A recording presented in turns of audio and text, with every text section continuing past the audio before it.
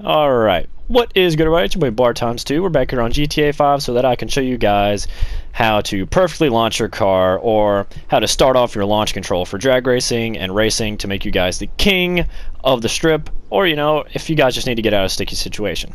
Either way, this should hopefully help you guys out. Alright, so basically, I'm going to try to show you guys how to do the perfect launch control, and then I'm going to show you how to combo it with the double clutch speed glitch. And now the double clutch glitch does only work with rear wheel drive cars, and it works best for muscle cars and, you know, sports classics, some of the tuner cars it works pretty well with, but it doesn't work for many supercars other than the Bravado Banshee 900R and just the Bravado Banshee regular. And honestly, I personally think that the double clutch actually works best with this car in particular. But I'm going to go ahead and show you guys what it looks like just go ahead and fully redlining the car before you do the perfect launch control. So I'm going to show you guys what that looks like right here. Alright, as you can see, the car really struggles to get grip, and it takes it quite a minute to actually get going. And right here you can see pretty much the marks from the car that it kind of struggles to get grip just because this car has so much torque. So I'm going to go ahead and start back here where I started. And there's kind of two methods to do this launch control thing. And honestly, this first method I don't think is as good, but I'm going to show you guys the second method after that. And now the first method is to just kind of get your car into maybe like the 4,500 redline range for this particular car. Like most cars, it's going to be maybe at like 5,000, maybe 6,000, depending on what your redline is, because this car redlines at about 9,000 RPMs. Well, actually, it redlines at probably about like 7,500. I'm just dyslexic, I guess. if that explains anything. But all right, and a good way, like once you guys get it down, you'll be able to actually hear it outside of the car. So you can hear it like right here.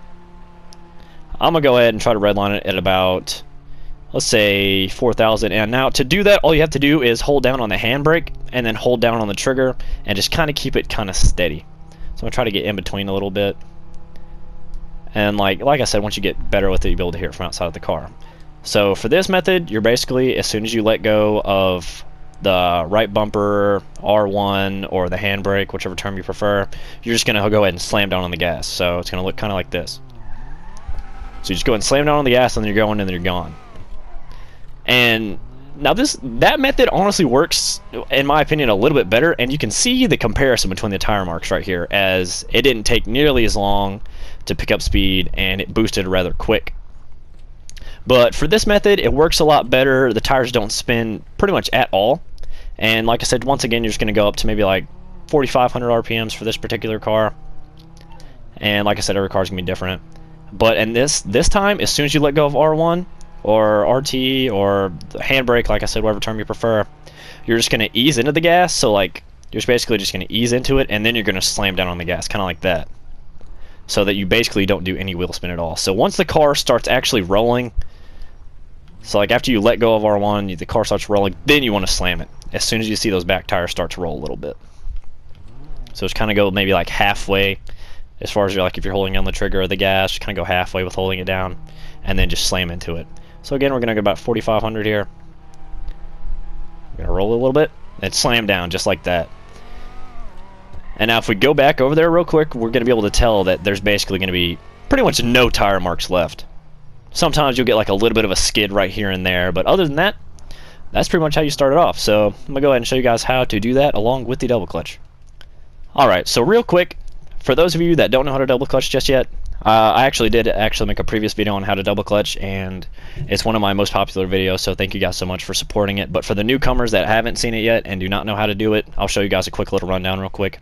And basically, just to do the double clutch, you're going to wait until the car hits second gear, so I'm just going to go ahead and write on that real quick so I can show you guys when that'll be. And we just went through first gear.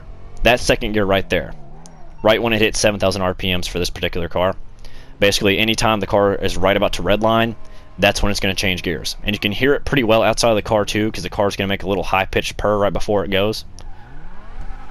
So like right there, right before you hear the turbos kick in, because I let off the gas, the car gets a little bit more high pitched, and that's when you're going to want to perform the glitch.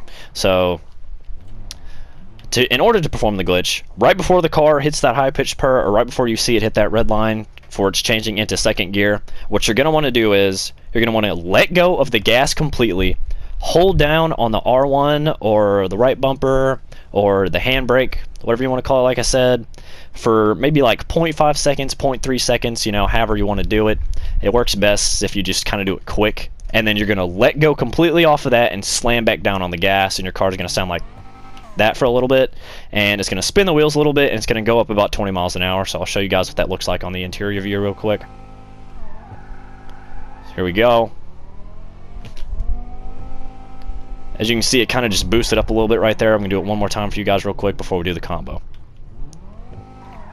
Alright, so there we go.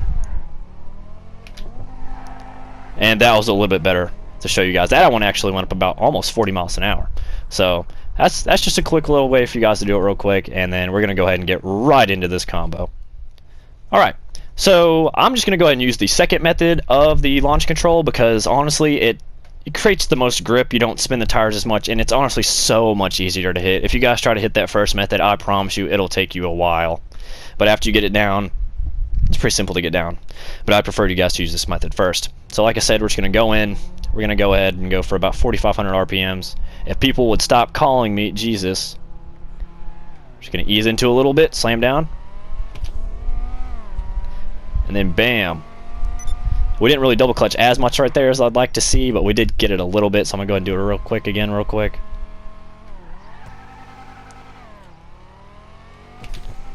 There we go. And then we hit it just like that. And you guys will basically just launch off of the line with that launch control. And if the car starts coming back, that's in the other lane right beside you, all you got to do is just double clutch a little bit, and they'll be out of your sights for a little bit.